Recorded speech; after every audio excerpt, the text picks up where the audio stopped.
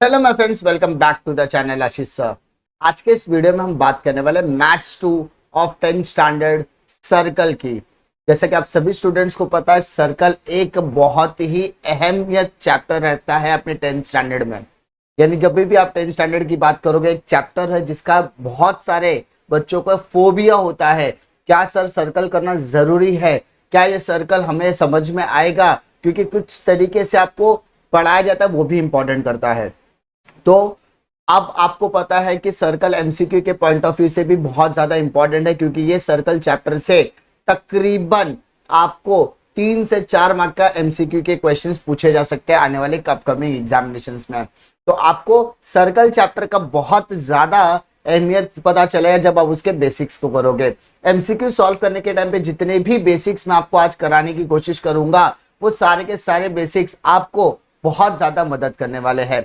तो please make sure कि आप वीडियो को एंड तक जरूर देखें, और अगर वीडियो पसंद आता तो दोस्तों में जरूर शेयर कीजिए। तो आज के इस वीडियो में हम लोग शुरू करने वाले हैं हमारे बेसिक कॉन्सेप्ट को, जहां पर हम सारे के सारे जितने भी आपके टेक्सचुअल क्वेश्चंस है जो रिड्यूस पोर्शन के हिसाब से, वो सारी चीजें हम लोग कवर करेंगे। सबसे पहले हम लोग बात करते हैं कि सर रेडियस क्या होता है। मेरे को एक बात बताओ, आप सभी लोगों को पता है रेडियस क्या होता है। एक सर्कल होता है, सर्कल के अंदर एक पॉइंटर होता है। तो मैं आपको थोड़ा सा बेसिक्स कवर कराने की कोशिश करूंगा। जैसा कि आप सभी को पता है, ये एक सर्कल है, ठीक है। इस सर्कल के अंदर एक पॉइंटर होगा। मान लो ये मेरा सर्कल का पॉइंटर है, तो इसको मैं बोलूंगा पॉइंट। अब इस पॉइंट से लेके एक लाइन ड्रॉ मैं करूंगा सर्कल तक का। तो सर इस पॉइंट को हम कहेंगे रेडियस। क्या कहेंगे? रेडियस। और किसी भी सर्कल के अंदर जो सबसे लॉन्गेस्ट कॉर्ड होता है, उस लॉन्गेस्ट कॉर्ड को हम लोग क्या कहते हैं? डायमीटर कहते हैं। क्या कहते हैं? डायमीटर। और सर सर्कल के एक हिस्से से लेकर दूसरे हिस्से तक जाने वाली लाइन को हम लोग कहते हैं कॉर्ड। ये चीजें हमको बेसिक से पता थी, ठीक है। सर पॉइंट क्या होता है कि सर्कल बनाने के लिए जो पॉइंटर का इस्तेमाल करते हैं, जिस लेंथ का हम इस्तेमाल करते हैं, उसके लिए जो पॉइंटर, जिसके लिए जो राउंडर हम जिस जगह पर रखते हैं जिससे वो सर्कल ड्रॉ होता है, वो pointer will be the point place. और पॉइंट से लेके सर्कल जो मेजरमेंट हम लोग लेते हैं जिसका सर्कल ड्रॉ होता है, वो रेडियस होता है। अब आपको ये तो पता होगा कि सर रेडियस और डायमीटर में क्या रिलेशन होता है। तो सर डायमीटर निकालने के लिए आपको रेडियस को डबल करना पड़ेगा, यानी डायमीटर जो होता है वो रेडियस का डबल होता है। ये बेसिक चीजें आपको पता होगी। बट हमें क्या सीखना है? हमें सीखना है सर कि कॉन्ग्रेंट सर्कल क्या होता है। नाम से ही पता है कॉन्ग्रेंट सर्कल।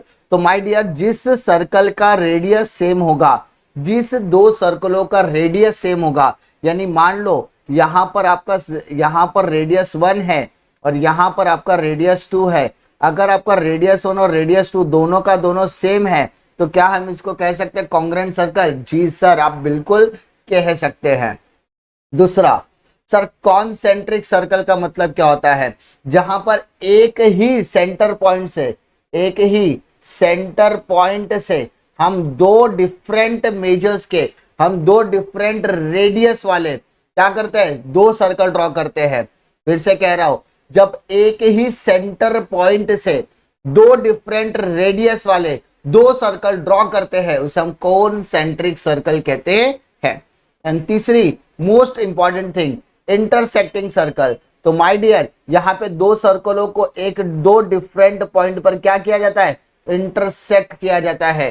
तो इसको बोलेंगे intersecting circle. Now move to next concept. ये नेक्स्ट कॉन्सेप्ट आपका क्या है? माय डियर, मान लीजिए आपके पास ये पहला सर्कल है जिसका सेंटर बी है। अब यहां से बी से लेके पी तक का जब आप डिस्टेंस देखोगे, तो यू विल फाइंड कि ये सर ये हमारा एक तरीके का रेडियस है। जी सर जी, रेडियस है। अब मुझे एक बात बताओ, यहां से मैं एक लाइन ड्रॉ करता जिसका नाम मेरा क्या है? एम। तो ये लाइन को कुछ तो कहना पड़ेगा। तो जी सर, इस लाइन को हम कहेंगे टेंजेंट। सर टेंजेंट क्या होता है? टेंजेंट वो लाइन होती है जो सर्कल को टच करती है। टेंजेंट वो लाइन होती है जो सर्कल के साथ टच में का सीन क्रिएट करती है। तो when a line touches a circle is called as tangent. When a line touches a circle is called as tangent. Clear? और जब यही लाइन, ठीक है, आपके किसी सर्कल को इंटरसेक्ट करते हुए निकल जाती है उसको हम कहते हैं सीकेंड। क्या कहते हैं? सीकेंड।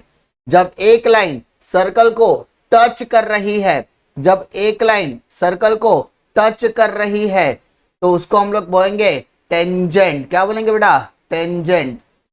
और जब जब जब वो लाइन सर्कल को इंटरसेक्ट करती हुई निकल जाएगी, इंटरसेक्ट करती हुई निकल जाएगी तो उसको हम लोग बोलेंगे सीकेंड। क्या बोलेंगे? सीकेंड। जी सर, कोई दिक्कत है क्या इतने में? ये कॉन्सेप्ट में कोई दिक्कत नहीं आने वाली है।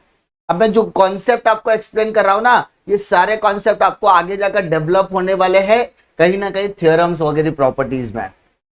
Now move to next concept. अब ये कॉन्सेप्ट कौन सा है? ये है टेंजेंट थ्योरम। कौन सा थ्योरम है? टेंजेंट। इस टेंजेंट थ्योरम का बेसिक फंडा क्या है, पहले वो समझने से पहले आपको स्टेटमेंट समझना जरूरी है। The tangent at any point, अभी आपको पता है, मैंने अभी आपको एक्सप्लेन किया सर टेंजेंट क्या होता है। टेंजेंट वो लाइन होती है जो सर्कल को क्या करती है? टच करती है।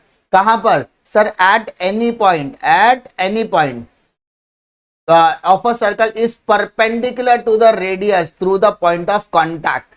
समझने वाली बात क्या है? मैंने अभी आपको बताया, समझ लीजिए O is the centre of the circle और A is the contact point. A क्या आपका? कॉन्टैक्ट पॉइंट है जो सर्कल को कहां कर रहा है? टच कर रहा है, टच कर रहा है। सिंपल।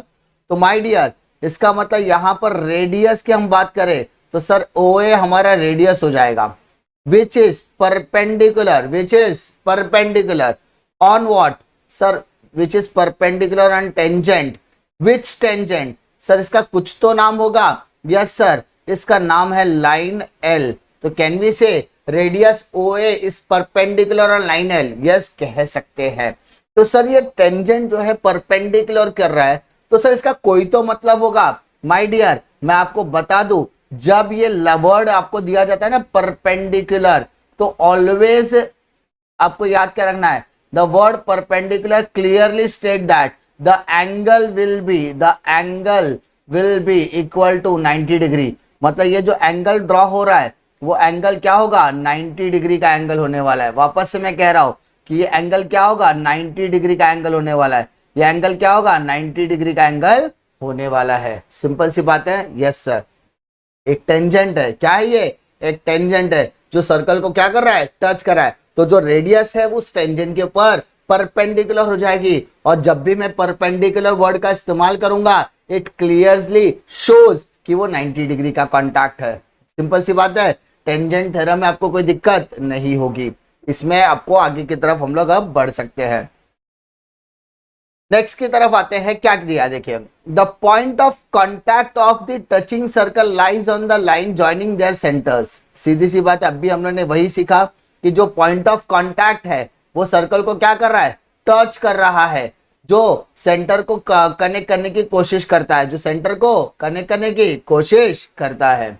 दूसरा, if the circle touch each other externally, अगर दो सर्कल एक दूसरे को आपस में टच कर रहे हैं बट वो सर्कल आपस में एक्सटर्नली टच कर रहे हैं तो distance between their centre is equal to the sum of their ready.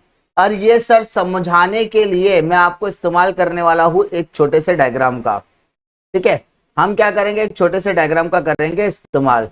एक सर्कल हो गया, इसके बाद मैंने एक और सर्कल ड्रॉ किया, यहां से एक और सर्कल। देखो ये दोनों सर्कल आपस में और एक दूसरे को टच कर रहे हैं।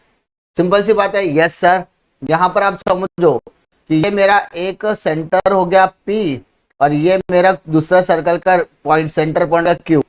तो अगर मैं कहूं कि सर ये वाला पॉइंट मेरा रेडियस 1 है और ये वाला मेरा रेडियस 2 है, तो मुझे ये दोनों सेंटर के बीच का डिस्टेंस निकालना है। तो यहाँ पर डिस्टेंस निकालने के लिए मैं क्या करूंगा? R1 प्लस R2 का इस्तेमाल करूंगा। वही चीज यहाँ पर कहा गया है, distance between the centre is equal to their sum of the radii. यानी अगर दो सर्कल आपस में एक दूसरे को बाहर से टच कर रहे हैं तो दोनों रेडियस को क्या करना पड़ेगा? प्लस। लेकिन जब हम लोग बात करते हैं तीसरे स्टेटमेंट की, तो तीसरा स्टेटमेंट आपको क्या कहता है? The distance of the circle internally touches internally is equal to the difference of their radius. Difference मतलब माइनस करोगे, समझाने की कोशिश करता हूं। मान लो आपका एक सर्कल है, ठीक है, एक सर्कल मैंने यहां से ड्रॉ किया, क्लियर, कोई दिक्कत है नहीं सर। एक और सर्कल मैं यहां से ड्रॉ करता हूं। अब देखो यहाँ पर दो सर्कल मैंने ड्रॉ तो कर दिया, बट ये सर्कल एक दूसरे को क्या कर रहे हैं, इंटरनली टच कर रहे हैं। समझाने की कोशिश करता हूं, ठीक है। मान लो इस सर्कल का यहाँ पर रेडियस था, तो ये मेरा रेडियस 1 हो गया, ठीक है, और यहां पर मेरा रेडियस 2 है। अब समझने वाली बात क्या है कि यहां से रेडियस 2 है, तो मुझे रेडियस 1 और रेडियस 2 दोनों के बीच का क्या निकालना है, गैप निकालना है, डिस्टेंस निकालना है। तो मुझे दोनों को क्या करना पड़ेगा, माइनस। क्यों, क्योंकि ये सर्कल क्या कर रहा है, इंटरनली टच हो रहा है। क्या टच हो रहा है, इंटरनली। तो यहाँ पे डिस्टेंस निकालने के लिए आपको R1 माइनस R2 करना पड़ेगा। यहाँ पर आपको R1 माइनस R2 करना पड़ेगा। इंटरनली के टाइम पे माइनस करने का, एक्सटर्नली में प्लस करने का। बेटा क्या बोला मैंने, अगर दो रेडियस है, इंटरनली है माइनस, दो सर्कल है एक्सटर्नली टच कर रहे हैं तो प्लस करने का। कोई दिक्कत है क्या, इस कॉन्सेप्ट में आपको दिक्कत नहीं आएगी। आई होप आपको ये इसमें कोई दिक्कत नहीं होगी। अब हम लोग बात करेंगे नेक्स्ट कॉन्सेप्ट की। नेक्स्ट कॉन्सेप्ट क्या कहता है, एक तरीके का सर्कल है, तो सर इसको हम लोग डिकोड करते हैं, सर इस डायग्राम को डिकोड करते हैं। मुझे बताओ सर यहाँ पे सेंटर क्या है, तो सर यहाँ पे सेंटर है O, ओके। अब सेंटर से जो एंगल बनेगा, सेंटर से जो एंगल बनेगा उसको बोलेंगे सेंट्रल एंगल। सेंटर से जो एंगल बनेगा उसको बेटा हम लोग बोलेंगे सेंट्रल एंगल। क्या बोलेंगे, सेंट्रल एंगल। तो इसका मतलब एंगल AOB। अगर मैं बोलूं सर इसका रेडियस आप बता सकते हो क्या, तो सर हम लोग रेडियस बता सकते हैं। OA and OB are the radius, ठीक है। अब अगर मैं कहूं सर इसका सेंट्रल एंगल आप लोग बता सकते हो क्या, यस सर, मेरा angle AOB will be my central angle. अब central angle creates from the center of the circle with the help of radius. Central angle is created on the help of, with the help of radius. The central angle is created with the help of radius from what, center of the circle, ठीक है। तब जाकर आपका क्या बनता है, यहाँ पर एक सेंट्रल एंगल ड्रॉ होता है। कोई दिक्कत है क्या, नहीं। अब मुझे एक बात बताओ, ये सेंट्रल एंगल बन गया, तो ये जो आपको स्टेटमेंट दिख रहा है, ठीक है, ये आपको जो यहाँ पर जो सर्कल दिख रहा है, इस सर्कल के अंदर आपको ये वाला पार्ट दिख रहा होगा, यस सर, APB वाला पार्ट, जिसको मैं डार्कन करने की कोशिश कर रहा हूं। तो ये जो पार्ट आपको दिख रहा है, इस पार्ट को हम लोग बोलेंगे माइनर आर्क। क्या बोलेंगे, माइनर। और अदर देन दिस मतलब AOB वाला पार्ट, ये जो मैं बाकी के जो पार्ट बोल रहा हूं उसको हम लोग बोलेंगे मेजर आर्क। क्या बोलेंगे, मेजर आर्क। तो आपको यहाँ पर दो तरीके के आर्क देखने के लिए मिलेंगे, एक दिखेगा माइनर, दूसरा दिखेगा आपको मेजर आर्क। अगर आपको माइनर मिल गया तो आप मेजर निकाल सकते हो, और अगर आपको मेजर मिल गया तो आप माइनर निकाल सकते हो। और दोनों को निकालने के लिए आपको 360 डिग्री का करना पड़ेगा इस्तेमाल, क्योंकि एक सर्कल, बिकॉज एक सर्कल कितने डिग्री का होता है, 360 डिग्री का होता है। माइनर मिला तो मेजर निकालने के लिए 360 माइनस माइनर, और अगर आपको मेजर मिला है माइनर निकालना है तो माइनर निकाले 360 माइनस मेजर। सिंपल सी बात है। अभी तक आपने क्या सीखा, सर सेंटर सीखा, रेडियस सीखा, दोनों की मदद से सेंट्रल एंगल बनेगा, और सेंट्रल एंगल के सामने वाला आर्क, बेटा सेंट्रल एंगल के सामने वाला आर्क, सेंट्रल एंगल के सामने वाला आर्क आपका वैल्यू क्या होगा, दोनों का वैल्यू सेम होगा। सेंट्रल एंगल से बनने वाला आर्क, सेंट्रल एंगल से बनने वाला आर्क, चाहे वो मेजर हो या माइनर हो, मेजर हो या माइनर हो, दोनों का वैल्यू क्या होता है, सेम होता है। दोनों का वैल्यू क्या होता है, सेम होता है। दोनों का वैल्यू क्या होता है, सेम होता है। कोई दिक्कत इसमें नहीं। नेक्स्ट कॉन्सेप्ट की तरफ हम लोग बढ़ते हैं, इंस्क्राइब्ड। इसके पहले हमने क्या सीखा, सेंट्रल एंगल से बनने वाला एंगल, सेंट्रल एंगल से बनने वाला आर्क क्या होता है, सेम। सेंट्रल एंगल से बनने वाला आर्क क्या होता है, सेम। बट यहां पर ऐसा नहीं है। इंस्क्राइब्ड एंगल थ्योरम क्या कहता है बेटा, the measure of an inscribed angle is half, underline कर रहा हूं मैं बेटा, half of the measure of the arc intercepted by it. अब आपको यहां पर समझना पड़ेगा, मान लेते बेटा यहां पर इसका नाम देता हूं मैं A B and C, clear. अब यहां पे मेरा एक बन गया आर्क, सर इसको क्या बोलेंगे, सर इसको बोलेंगे इंस्क्राइब्ड एंगल। सर इतना भेदभाव क्यों, सर सेंटर से बन रहा है क्या ये, नहीं, ये एंगल कहां से बन रहा है, सर्कल से बन रहा है। ये एंगल सेंटर से बन रहा है क्या, नहीं, ये एंगल कहां से बन रहा है, सर्कल से बन रहा है। तो इसको बोलेंगे हम लोग इंस्क्राइब्ड एंगल बोलेंगे। क्या बोलेंगे इसको हम लोग, इंस्क्राइब्ड एंगल बोलेंगे। कोई दिक्कत है क्या, नहीं सर, ठीक है। सर्कल से बनेगा तो सेंट्रल एंगल, सॉरी सेंटर से बनेगा तो सेंट्रल एंगल, सर्कल से बनेगा तो इंस्क्राइब्ड एंगल। अब ये जो आर्क हमने ड्रॉ किया है ना, इसके करस्पॉन्ड ये जो मेजर आर्क आपको दिख रहा होगा बीसी, ठीक है, उसका हाफ होगा, यानी angle is half of arc, angle is half of arc, angle is half of arc, यही चीज बोला है कि inscribed angle is half of the measure of the arc intercepted by it, यानी इस एंगल के सामने आने वाला। आपने आइसक्रीम का कोन देखा है क्या, यस सर हमने आइसक्रीम का कोन देखा है।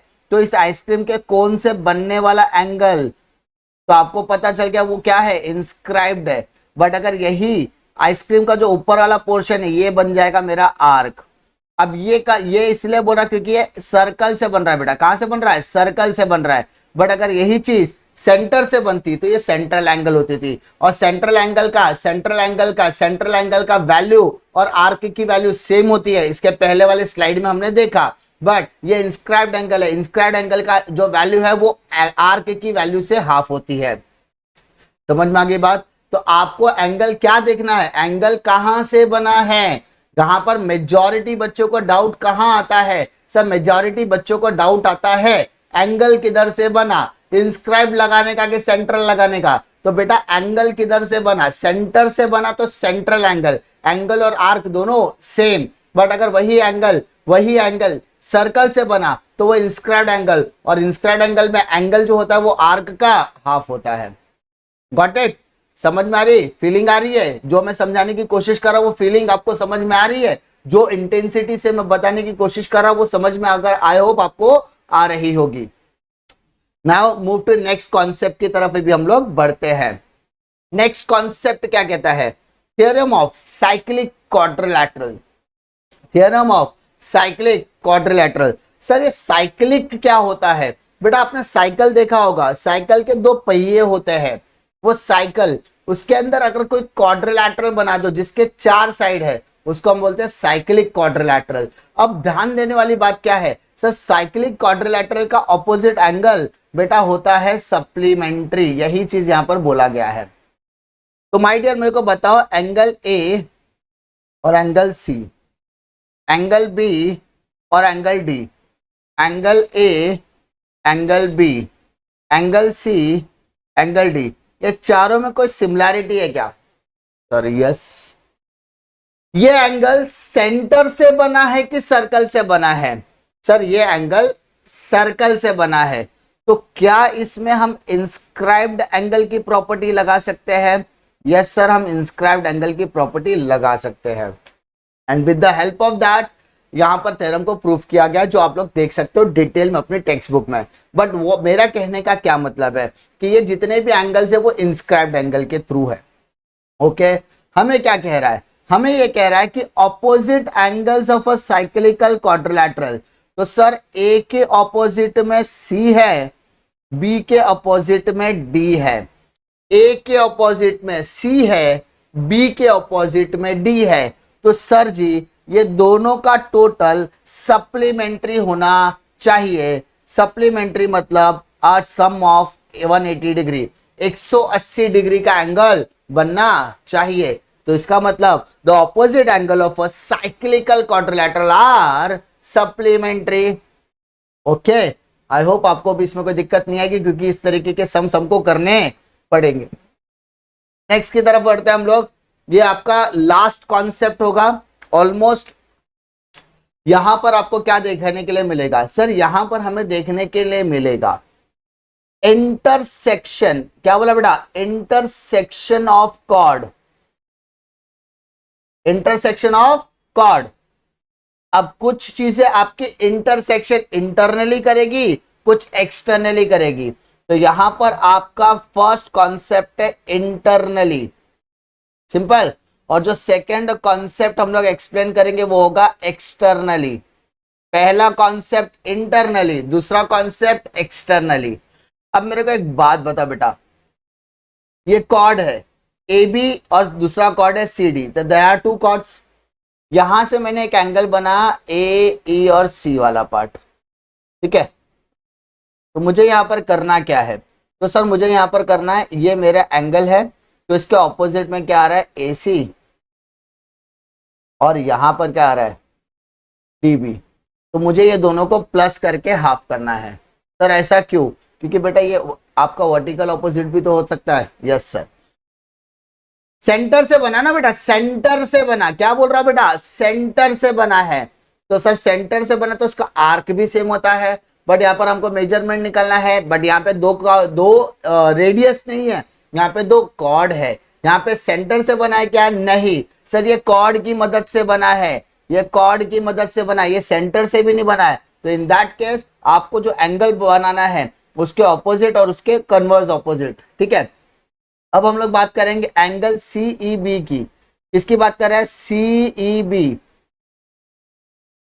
तो ये वाला एंगल हो गया। तो इसका सर ऑपोजिट क्या है? सर बीसी है और एडी है। तो सर बीसी और एडी दोनों का प्लस करने का डिवाइडेड बाय 1/2 या डिवाइडेड बाय 2, समझा? Yes sir.